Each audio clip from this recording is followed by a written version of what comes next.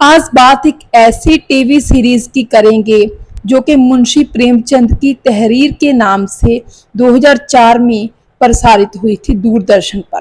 गुलजार ने इसे डायरेक्ट किया था और भारतीय टेलीविजन की ये एक बेहतरीन आर्ट ऑफ वर्क है। इसमें पंकज कपूर ने होरी नाम की अहम भूमिका निभाई थी। धनिया का कैरेक्टर सुरेखा सिकरी ने और अनजान श्रीवास्तव ने भोला का कैरेक्टर निभाया था। और भी कैरेक्टर्स थे इस सीरियल में, इस टीवी सीरियल में, और दर्शकों ने इस सीरियल को रूह से दिलो जान से पसंद भी किया था। और ये सीरियल 2004 में प्रसारित हुआ था टीवी पर। तो आपको बता दें कि ये सीरियल किस चीज पर आधारित है। इस फिल्म सीरियल की कहानी किस चीज पर आधारित है। दरअसल मुंशी प्रेमचंद जी का नावल जो कि उन्होंने लिखा था, जो कि भारतीय साहित्य की, हिंदी साहित्य की एक अनमोल देन है, एक शाहकार रचना है मुंशी प्रेमचंद जी की, उसी पर आधारित था ये टीवी सीरीज। और इसमें बहुत ही ज्यादा खूबसूरती के साथ उस टाइम के माहौल को, उस टाइम के वातावरण को सिरजा गया है। और कहानी होरी नाम के एक किसान की है जो कि बहुत ही ज्यादा गरीब है। अपनी गरीबी से वो पूरी जिंदगी उलझा रहता है और उसी में वो अपनी जान भी दे देता है। लेकिन वो इंसान, वो किसान है, वो अपने धर्म का, अपनी ईमानदारी का, अपनी जुबान का इतना पक्का है कि भले ही जान चली जाए लेकिन जुबान न जाए। और जो कायदे कानून नियम पंचों ने, सरपंचों ने बना दिए होते हैं, वो उनको हर हाल में निभाता है। इस सीरियल में जैसे उस बुक में दिखाया गया है मुंशी प्रेमचंद जी के नावल में, वैसे ही, क्योंकि बुक का ही पूरा जो है किया गया है, बुक को ही उतारा गया है पर्दे पर, तो वही चीज पूरी तरह दिखाई गई है। इसमें दिखाया गया है कि कैसे बड़े लोग, उस टाइम के बड़े लोग, जिमीदार, शाहूकार और पंडित वगैरह आम साधारण जनमानस को, आम लोगों को, गरीब निचले तबके के लोगों को तंग करते थे, उनको किस तरह लूटते थे। इस सीरियल में दिखाया गया है कि कैसे किसान के हाथ से जो एक गौ हत्या हुई भी नहीं थी, उसकी भी चालाकी से उसको भी फाइन किया जाता है, जुर्माना किया जाता है, उसको दंड भरना पड़ता है उसका। और जब वो दंड नहीं भर पाता है तो वो दुगना तिगना ऐसे ऐसे बढ़ता रहता है।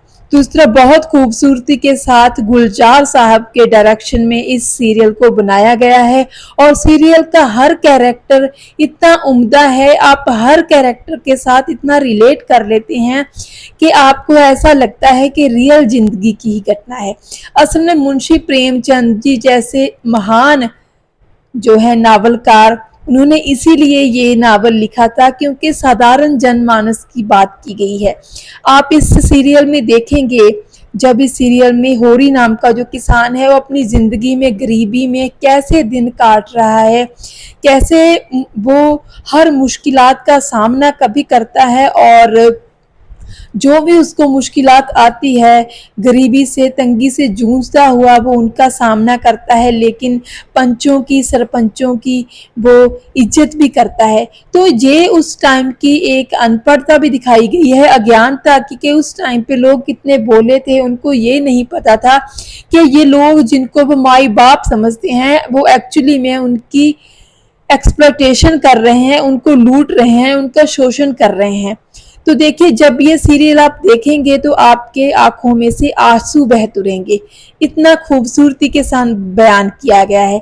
वो किसान होरी सिर्फ समाज से ही नहीं लड़ता, इस जद्दोजहद में, जिंदगी की कश्मकश में उसको अपने परिवार से, अपने भाइयों से भी लड़ना पड़ता है, और फिर भी वो हर रिश्ते को बखूबी निभाता है।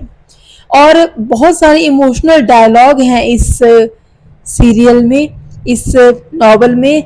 जब होरी कहता है अपनी पत्नी से कि धनिया 40 और 40 साल की मेरी उम्र है, 40 साल गुजर गए, 5-7 साल और हैं, वो भी गुजर जाएंगे। तो इस तरह ये दिखाया गया है इस सीरियल में कि कैसे एक गरीब आदमी जो कि अभी अपनी यूथ में ही है, 40 साल की उम्र है उसकी, मतलब बूढ़ा भी नहीं हुआ है, लेकिन अपनी गरीबी के कारण वो बुढ़ापे की ओर बढ़ रहा है। ऊपर उसको ये लग रहा है कि अब तो थोड़ी सी रह गई है जिंदगी, अब क्या घबराना। बेहद इतनी ज़्यादा दिल को छू लेने वाला ये सीरियल है कि आपको देख के लगेगा कि हम आज के ज़माने में 2025 में बैठकर जिन प्रॉब्लम्स के बारे में सोच रहे हैं वो तो कोई है ही नहीं।